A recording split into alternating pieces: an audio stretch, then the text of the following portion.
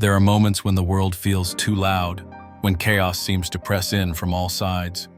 In those moments, the soul longs for stillness, not just quiet, but a deeper kind of calm, a peace that isn't dependent on circumstances. This is the peace that Christ offers.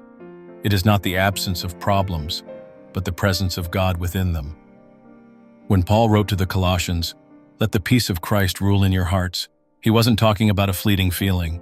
He was talking about surrendering control, about choosing to let God's calm have authority in your life, even when everything around you feels uncertain. Peace doesn't come from answers. It comes from trust. Trust that God sees what you can't. Trust that He holds what you can't control. Trust that He is not only near but active, working for your good even when you can't see it. Let this be the starting point. You don't have to figure everything out. You don't have to carry every burden. You just have to come to Him. Bring your restless heart. Bring your doubts. Bring the noise. And let Him speak peace over it all. When you let the peace of Christ rule in your heart, you're allowing His voice to be louder than fear, louder than anxiety, louder than the lies that whisper you're not enough.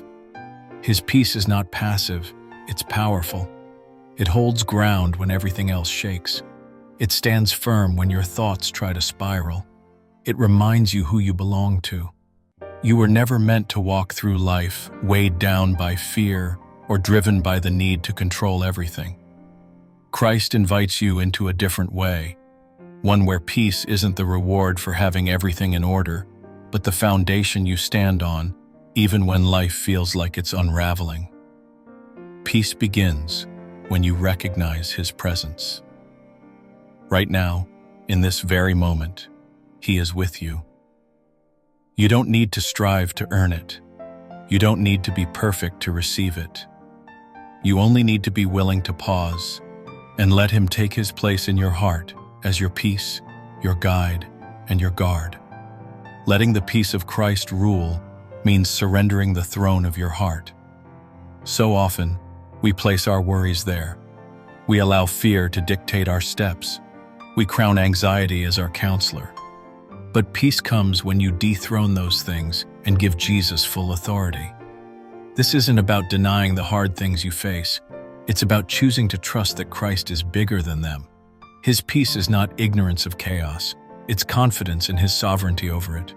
He's not asking you to pretend everything's fine. He's inviting you to believe that even in the mess, He is still working, still near, still good.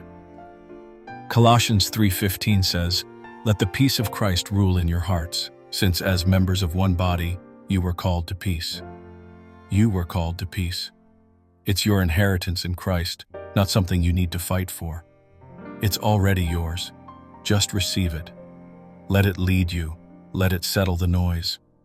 Sometimes we resist peace because it feels unfamiliar. We're used to being on edge, constantly bracing for the next problem. Silence feels like waiting for the storm, and calm feels like something must be wrong. But the peace of Christ is not a temporary relief. It's a new way of living. Peace becomes your home, not just a vacation spot. It becomes the default, not the exception. That happens when we learn to lean on Christ as our constant, not just a crisis fix.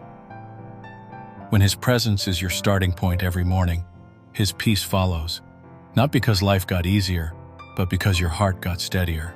Let the word of Christ dwell in you richly. Let His promises guide your thinking. Let His Spirit interrupt your spirals of worry. He doesn't just offer peace, He is peace. And He desires to rule, not by force, but by your invitation. When Christ rules your heart, fear loses its grip. It doesn't mean you won't face hard things. It means you'll face them with a strength that doesn't come from you. Peace doesn't erase the storm. It anchors you through it. Letting His peace rule your heart requires surrender. Not passive giving up, but active trust. You stop fighting to control everything. You loosen your grip on what you can't fix. You turn your attention from what might go wrong to who is already making it right. This peace guards your heart and mind.